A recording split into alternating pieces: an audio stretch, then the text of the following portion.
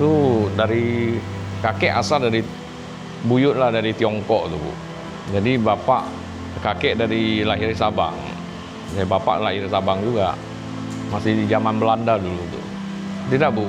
Sebab saya sebagai putra Sabang sama masyarakat di Aceh ini sudah sangat bagus. Tingkat bahasa Aceh aja saya bisa berkomunikasi sama masyarakat sini dengan bahasa Aceh Bu. Nggak ada masalah. Selama saya lahir di sini gesekan nggak ada terasa apapun. Ya kalaupun ada itu kan masalah pribadi masing-masing kan. Tapi kan ini nggak ada istilahnya menyinggung perasaan kami, nggak ada. Maksudnya toleransinya berjalan dengan baik lah. Berjalan dengan baik. Kami saling menghargai, menghormati. Jadi kalau kami beribadah, ya kawan-kawan yang non agama kami saling menjaga lah, saling menjaga, menghormati, menghargai semua.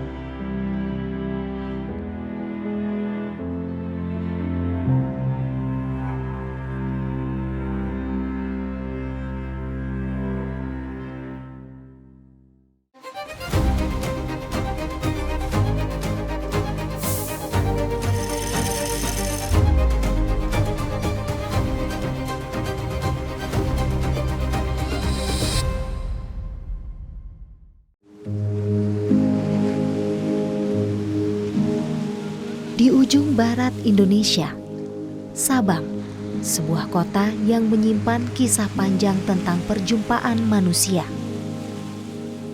Laut biru di sekelilingnya menjadi saksi bisu masuknya bangsa-bangsa lain ke bumi Nusantara.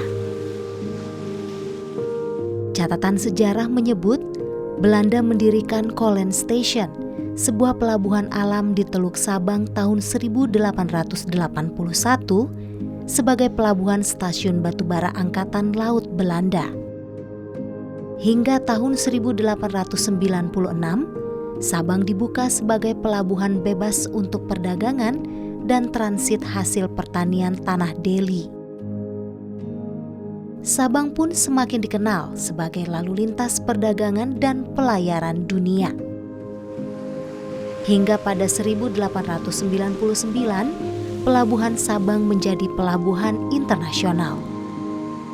Bahkan di masa sebelum Perang Dunia Kedua, Pelabuhan Sabang adalah pelabuhan penting dibandingkan Singapura.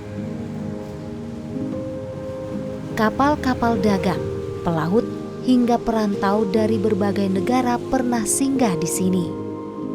Membentuk masyarakat yang majemuk, termasuk etnis Tionghoa yang datang dan menetap di kota ini. Nama saya Chandra Sien, jabatan sebagai Sekretaris Umum di Yayasan Vihara Buddha Dhamma Sabang. Nah, kalau kedatangan etnis Tionghoa itu memang sudah ada. Mereka kan perkumpulan ya, perkumpulan datang sini ya umumnya.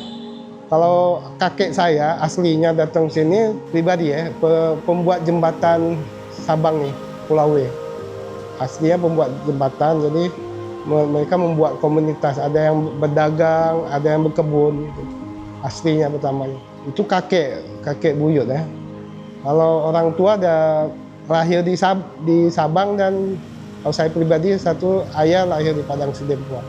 Saya asli kelahiran Sabang. Ya dipekerjakan oleh Belanda untuk membangun jembatan. Jadi jembatan-jembatan yang Ibu lihat di depan sana itu kan yang baru. Yang rumah dulu kan dari besi, kan dibangun dari besi. Jadi dulu membuat jembatan untuk pelabuhan. Di Sabang ini kan terkenal dengan kapal-kapal masuk. Kapal Belanda kan masuk sini. Jadi dibuatlah jembatan, pekerja dari sana, dari Tiongkok. Bukti Sabang telah majemuk sejak dulu ditandai oleh berdirinya rumah-rumah ibadah lintas agama. Salah satunya Wihara Buddha Dharma, yang merupakan satu-satunya rumah ibadah umat Buddha di kota ini. Wihara Buddha Dharma dibangun pada tahun 1897, lalu diresmikan pada tahun 2018 oleh Kementerian Agama Provinsi Aceh. Bangunan wihara yang tampak sederhana, namun dapat mendefinisikan keberagaman yang terjaga.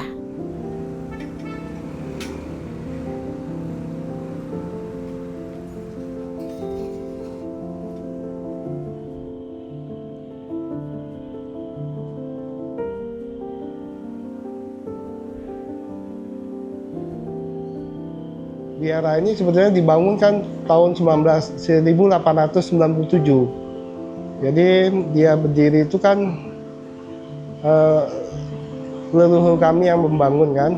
Jadi untuk menilik sejarahnya kami kan mencari-cari penulisan sejarah. Ya, jadi ini sudah tercatat sejak lama biara ini. Sudah berganti beberapa kepengurusan. Kalau barang-barang aksesoris itu kan masih asli. Ada yang tercatat tahun 1900, jadi bisa dilihat langsung ada tahunnya di situ. Jadi asli dari pembuatnya pertama, termasuk ini barang ini, ya kan, asli semua. Jadi kalau kami ya cukuplah bekerja sama untuk menjaganya untuk generasi berikutnya. Gitu. Kalau penggunaan itu masih tetap dilakukan. Kalau tempat-tempat lain saya kurang tahu, mungkin ada tempat lain kan udah hilang tuh kan. Tapi kalau kami masih tetap menjaganya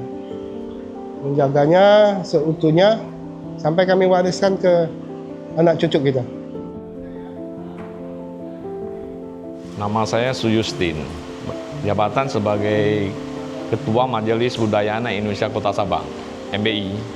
Itu katanya kan tadi kan sudah video dikatakan kan sudah dari orang Peneng bawa ke sini kan. Ya waktu kita di sini dulu kesembayangan pakai dupa Bu itu. Biasa hari Oposata, hari tanggal 1 sama tanggal 15. Dulu belum ada kebaktian, kita maksudnya bakar dupa sembayang aja gitu. Ya, satu-satunya Sabang itu tok satu biara ini. Ya biasa kalau kebaktian kita meditasi hari Jumat tuh, setiap hari Jumat malam kan. Terkecuali ada Bante atau Biku datang, biasa 1 tahun 2 kali, hari-hari Trisuci Waisak, hari Katina. Ya maksudnya kebaktian untuk apa nih? Sampaikan Dharma.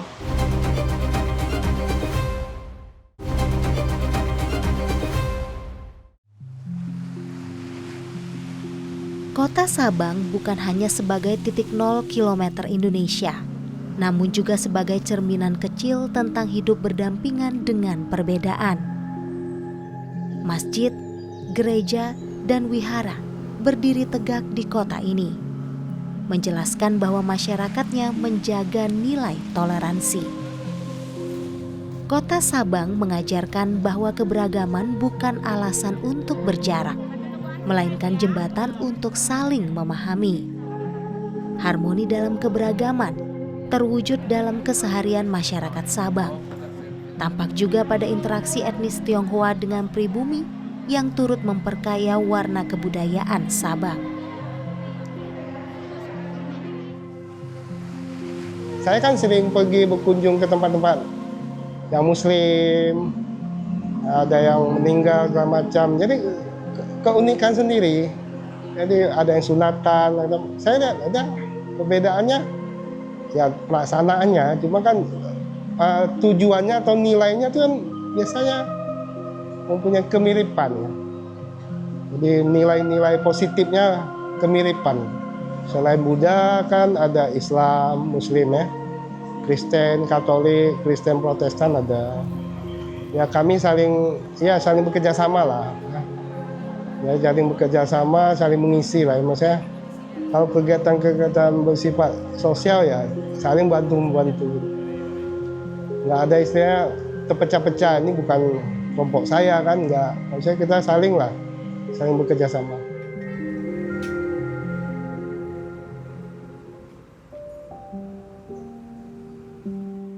Jadi di sini kan tempat ibadah Buddhis.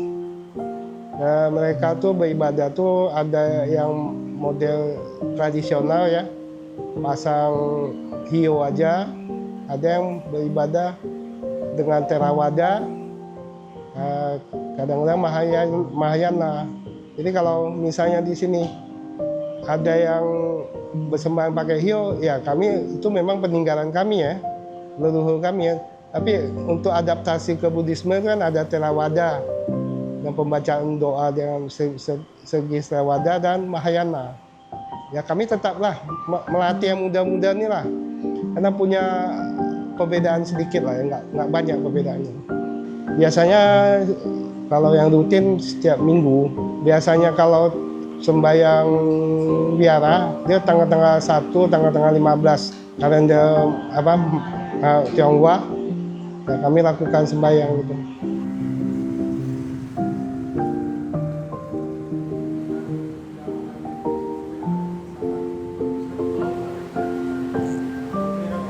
Itu dari kakek asal dari buyut lah dari Tiongkok tuh Bu. Jadi bapak kakek dari lahir di Sabang. Jadi bapak lahir di Sabang juga. Masih di zaman Belanda dulu tuh. Tidak Bu. Sebab saya sebagai putra Sabang sama masyarakat di Aceh ini sudah sangat bagus. Tingkat bahasa Aceh aja saya bisa berkomunikasi sama masyarakat sini dengan bahasa Aceh Bu. Nggak ada masalah. Selama saya lahir di sini gesekan nggak ada terasa apapun. Ya kalaupun ada itu kan masalah pribadi masing-masing kan. Tapi kan ini nggak ada istilahnya menyinggung perasaan kami, nggak ada. Maksudnya toleransinya berjalan dengan baik lah. Berjalan dengan baik. Kami saling menghargai, menghormati.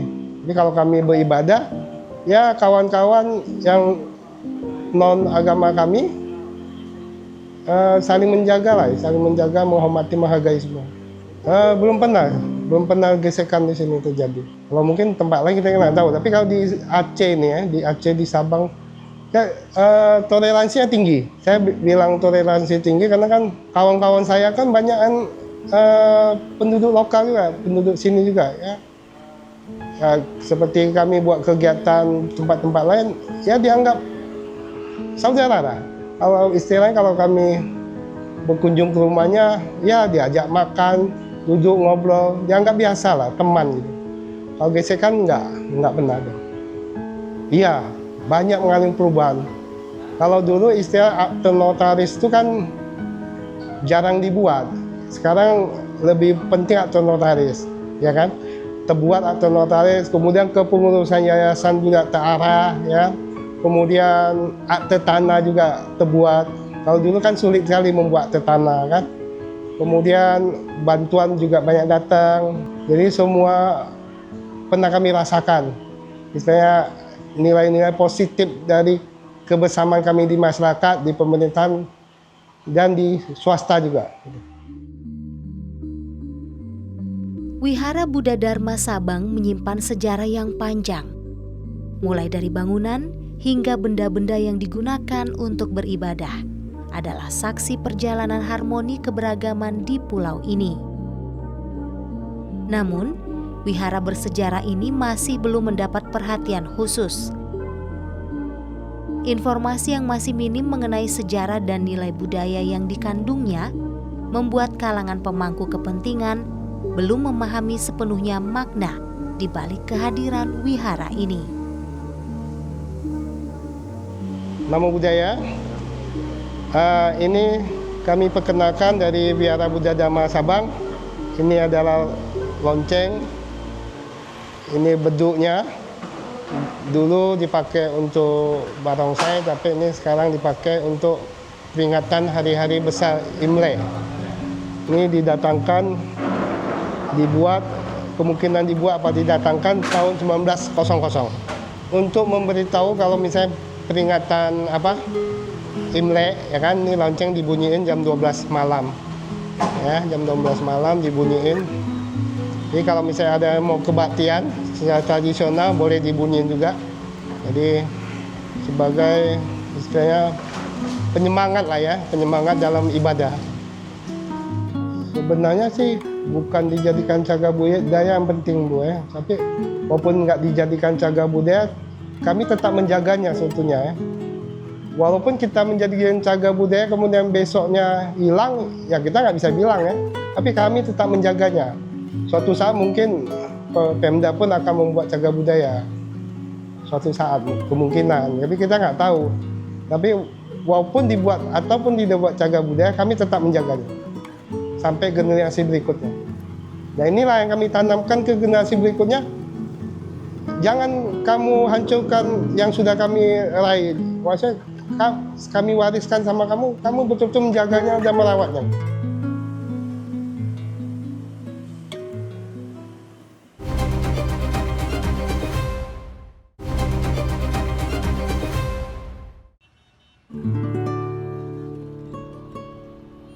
Masih di barat Indonesia, kota Banda Aceh dikenal pula dengan keberagamannya. Pada masa Kesultanan Aceh, Sultan Iskandar Muda menjadikan kawasan ini sebagai kota yang spesial. Di sini lahir sejarah, budaya dan toleransi yang dirawat dan berjalan beriringan dalam kehidupan masyarakat. Penayong ibarat rumah bagi komunitas Tionghoa yang telah hidup berdampingan dengan pribumi sejak lama. Saya Yusra Dewi Siregar, sehari-hari saya dosen tetap Sejarah Peradaban Islam di Fakultas Ilmu Sosial Universitas Islam Negeri Sumatera Utara. Kawasan Penayong di Banda Aceh itu awal sejarahnya sebenarnya adalah diambil dari kata pemayong asal katanya yang artinya tempat berteduh. Jadi awalnya dulu itu kawasan itu banyak pepohonan besar-besar yang tumbuh sehingga oleh masyarakat sekitar dijadikan sebagai tempat berteduh. Seiring berjalan waktu kemudian masyarakat lebih nyaman mungkin menggunakan istilah atau sebutan penayong. Seiring perkembangan zaman, perkembangan waktu pada abad ke-17 Masehi masuk etnis Tionghoa di daerah Banda Aceh tersebut, maka fungsinya sebagai tempat berteduh berkembang menjadi pusat perdagangan. Pada era kolonial, kemudian mereka mempopulerkan istilah Chinatown tersebut atau pecinaan untuk Banda Aceh. Dalam catatan sejarah ada beberapa teori yang muncul tentang kedatangan etnis Tionghoa di kawasan pecinaan atau penayong di Banda Aceh. Teori pertama menyebutkan bahwa pada abad ke-17, para pedagang-pedagang yang datang dari Tionghoa dari Cina singgah untuk melakukan aktivitas perdagangan di kawasan Banda Aceh tersebut. Jadi mereka disebut dengan istilah pedagang musiman. Nah, kemudian ada teori lain yang menyebutkan bahwa sama waktunya memang pada abad ke-17 Masehi juga, saat itu di kawasan Cina itu terjadi pergolakan sosial politik di mana ada serangan bangsa Mongol ke wilayah Cina sehingga banyaklah dari mereka kemudian yang migrasi ke wilayah-wilayah lain, termasuklah akhirnya mereka singgah di wilayah Penayong Banda Aceh tersebut dan mulai membentuk komunitas-komunitas kecil di wilayah pelabuhan-pelabuhan yang mereka datangi termasuk di Penayong atau Banda Aceh. Tapi kesimpulannya memang bahwa pada abad ke-17 Masehi sudah ada etnis Tionghoa di kawasan Penayong Banda Aceh tersebut.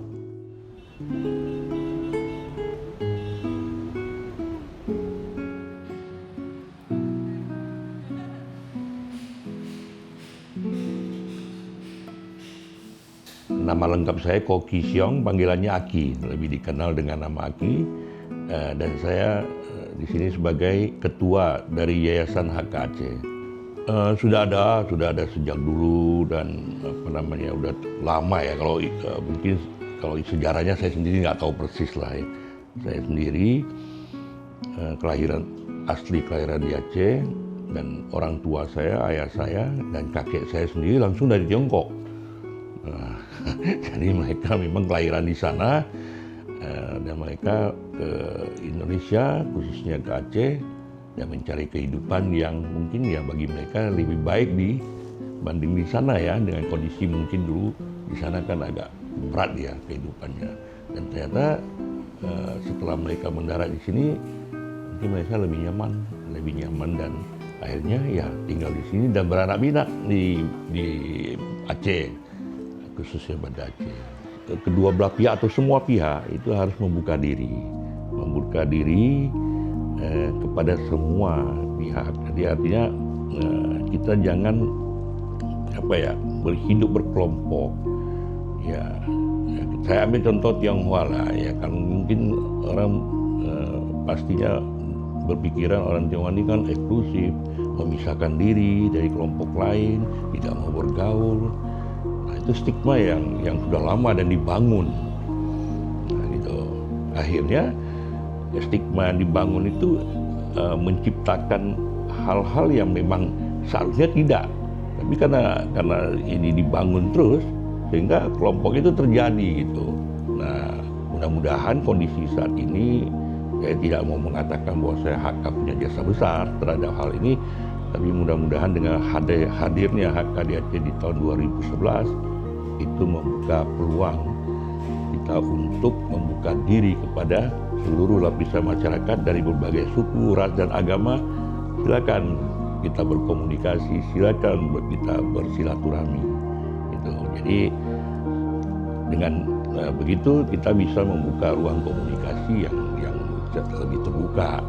Kalau dalam sejarah Indonesia memang kita sudah dikenal dengan dunia yang penuh dengan kemajemukan, pluralis. Tapi kuncinya pada hati kita yang harus terbuka. Kalau misalnya hanya masyarakat Aceh yang terbuka hatinya untuk menerima perbedaan, hidup berdampingan dengan etnis lain yang berbeda, maka nggak bisa. Atau sebaliknya, kalau hanya etnis Tionghoa juga yang mereka yang membuka hati, tapi masyarakat tempatan tidak, nggak juga bisa nyambung. Jadi kedua belah pihak harus memiliki hati yang terbuka, hati yang bersih, saling menghargai dan menerima semua perbedaan itu sebagai sebuah rahmat.